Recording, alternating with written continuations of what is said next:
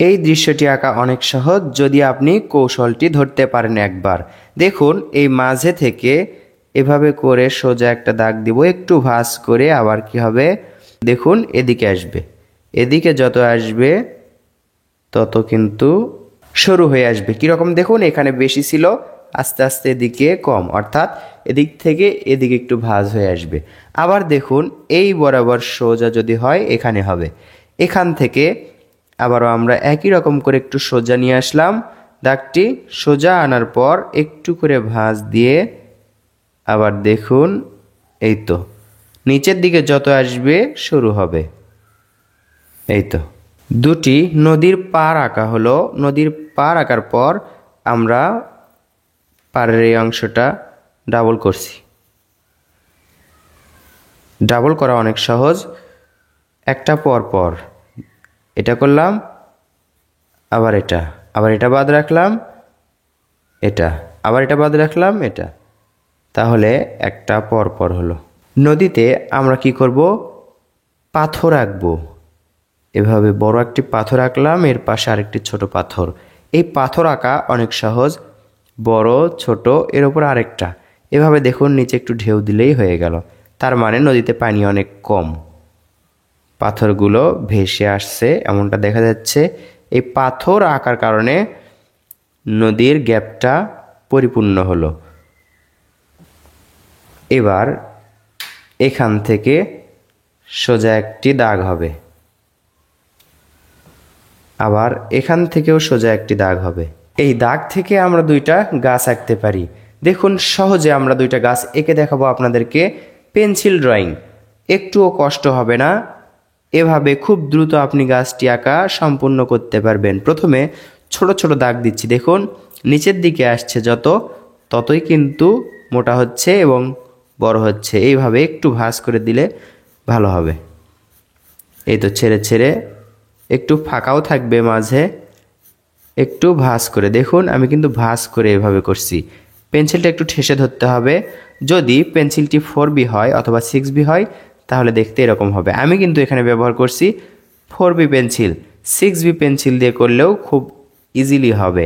যদি 2B pencil ব্যবহার করেন তবে এতটা ডার্ক বা কালো হবে না। নিচের এটা ডাবল করে দিব। আবার এই গাছটা দেখতে কিন্তু অনেক সুন্দর লাগছে। এর পাশে আমরা আরেকটি গাছ আঁকবো, এজন্য আরেকটি দাগ দিয়ে রাখলাম। এবার এখান থেকে দেখুন আবার দেখায় আপনাদেরকে, চোকা থেকে আস্তে আস্তে মোটা হয়ে আসবে নিচের দিকে, উপর দিকে চোকা, নিচের দিকে চওড়া। এটা কিন্তু অনেক সহজ এবং খুবই মজার। দেখতে পাচ্ছেন আমি নিজে আঁকছি এবং মজা পাচ্ছি। আসলে আপনাদেরকে যদি সহজভাবে বোঝাতে পারি বা শেখাতে পারি তাহলেই আমার মজা লাগে, শেখাতেই আমার সার্থকতা আমি বুঝতে পারি। দুটি সহজ এবং সুন্দর গাছ আঁকলাম। এরপর এই পাশে আরেকটি, ওপর দিকে সরু বা চিকন, নিচের দিকে মোটা, এরকম কিন্তু অনেক গাছ আছে, দেখা যায় সুন্দর লাগে। খুব ইজিলি একটি গাছ, একটু সময় লাগছে, অপেক্ষা করুন, কিন্তু আপনাদের তো শেখাতে পাচ্ছি। সোনামণিদেরকে এরকম দৃশ্য আঁকতে দিবেন। সুন্দর দৃশ্য তো আঁকা যায়, সুন্দর দৃশ্য আমিও আঁকতে পারি, কিন্তু আপনাদের শেখাবো কিভাবে। এজন্য আমি সহজ সিনারি বা দৃশ্য আঁকি, এমন পেন্সিল দিয়ে আঁকি যেই পেন্সিল সবার কাছেই অ্যাভেলেবল হবে, অথবা যেই রঙগুলো ব্যবহার করি সেই রঙও সবার কাছেই থাকবে। এমন রং বা পেন্সিল আমি ব্যবহার করলাম যেটা খুবই দুর্লভ, দোকানে বা সাধারণ বাজারে পাওয়া যায় না। এরকম পেন্সিল বা কালার ব্যবহার করে কী লাভ যদি আপনাদের হাতের নাগালে না থাকে। সৌন্দর্য দেখালাম, কিন্তু আপনারা সেই ভিডিওটি শুধু দেখলেন, আনন্দ পেলেন, ভালো লাগলো, কিন্তু আনন্দই রয়ে গেল, শিখতে পারলেন না বা আপনাদেরকে শেখাতে পারলাম না। ড্রয়িং অনেক পারা যায়, অনেক করা যায়, কিন্তু শেখানোটাই আসল উদ্দেশ্য। বলতে চাচ্ছি এজন্যই আমি আপনাদেরকে সহজ এবং সুন্দর ড্রয়িং বেশি বেশি শেখানোর চেষ্টা করি। সহজ দৃশ্য যেটা সবাই পারবে, সবাই বুঝবে এবং বুঝে অন্যকেও আঁকা শেখাতে পারবে। পাড়ের এই অংশগুলো ডাবল করছি। দেখুন ভিডিওতে কিন্তু আমি এখন পর্যন্ত কিছু স্কিপ করিনি, রাবারের কিন্তু প্রয়োজন হয়নি। কৌশলে আঁকলে, বুদ্ধিতে আঁকলে রাবারের ব্যবহার কম হবে। আমরা চেষ্টা করব রাবারের যেন একদম ব্যবহার না হয়। একটি পেন্সিলেই যেন একটি কাগজের মধ্যে সৌন্দর্য ফুটে তোলা যায়। পাড়গুলো আঁকার পর এই পাড়গুলো থেকে পেন্সিলের মোটা অংশটি নিয়ে দেখুন সরু যেন না থাকে, এই পাড় থেকে কালো অংশ থেকে আমরা এভাবে ছেড়ে ছেড়ে দিব, এভাবে ধরবো এবং ছেড়ে ছেড়ে দিব। কালো অংশের ভেতর থেকে যখন দেওয়া হবে তখন দাগগুলো বাইরে যাওয়ার আশঙ্কা কম থাকবে। দেখুন যখন আমরা এখানে ধরবো এই বাইরে কম যাবে দাগটা। এই তো দেখতে কিন্তু দারুণ লাগছে। এগুলো দিয়ে কি বোঝা যাচ্ছে? মনে হচ্ছে নদীতে পানি আছে, চলমান পানি।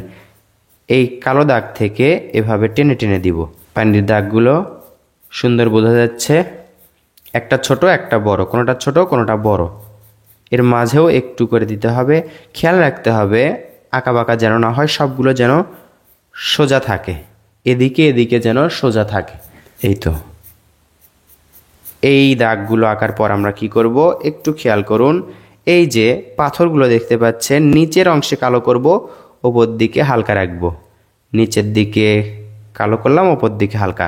এতে কি বোঝা যাচ্ছে? এতে আলো ছায়া বোঝা যাচ্ছে। ওপর দিকে লাইট পড়ার কারণে বা আলো পড়ার কারণে ওপর দিকে এরকম লাগছে এবং দেখতে কিন্তু আগের থেকে অনেকটা সুন্দর লাগছে। দারুণ হচ্ছে। সহজ কিন্তু আঁকার পর এটা সুন্দর লাগবে। এখন এর নিচে আমরা একটু গাঢ় করে দিতে পারি, হালকা করে দিতে হবে যেন অসুন্দর না হয়। এখন দেখুন পানিগুলো কিন্তু বেশ দারুণ লাগছে। এখন উপরের অংশের কাজটুকু আমাদের বাকি। কি করতে পারি একটু ভেবে দেখুন। ভাবনার পরে মাথায় এলো যে এভাবে যদি একটি দাগ দেই তাহলে মনে হবে দূরে একটি নদীর পার। সোজা দাগ দিতে হবে, চেষ্টা করতে হবে সোজা করার। তাহলে এবার আমরা কি করব, একটি পেন্সিল নেবেন এরকম করে, যে কোনো পেন্সিল একটু বেশি কাটা থাকবে। এরপর এখান থেকে দেখুন এভাবে ধরবেন, একটু চ্যাপ্টা করে ধরবেন। এই তো এভাবে একটি পাহাড়ের শেপ করব আমরা। আবার এখান থেকে দেখুন দাগটা উপর দিকে তুলব। এই তো আবার এখান থেকে দেখুন এভাবে ধরে উপর দিকে আবার নিচের দিকে। তাহলে উপর দিকে গাঢ় হচ্ছে, নিচের দিকে হালকা বোঝা যাচ্ছে। পেন্সিল দিয়ে একটু করে ঘষে নিচের দিকে মিলে দিব, বেশি না, হালকা করে। পাহাড়টি কিন্তু দূরে থাকার কারণে হালকা লাগছে, হালকাই বোঝা যাচ্ছে। আশা করছি এটাতে এই দৃশ্যটি অনেক সুন্দর লাগছে। পাহাড় এবং নদীর দৃশ্য যে কৌশলে আঁকলাম, এই আঁকার কৌশলটি আপনাদের কাছে কেমন লাগলো কমেন্ট করে জানিয়ে দিন। ভালো লাগলে ভিডিওটিতে আমার জন্য লাইক করতে ভুলবেন না। আপনাদের ভালো কিছু উপহার দিয়ে আমার চাওয়া একটি লাইক। প্রয়োজনে ভিডিওটি অন্যদের কাছে শেয়ার করুন। নিয়মিত এই চ্যানেল বা পেজের ভিডিও দেখুন এবং সহজ সহজ কৌশলে ছবি আঁকা শিখুন।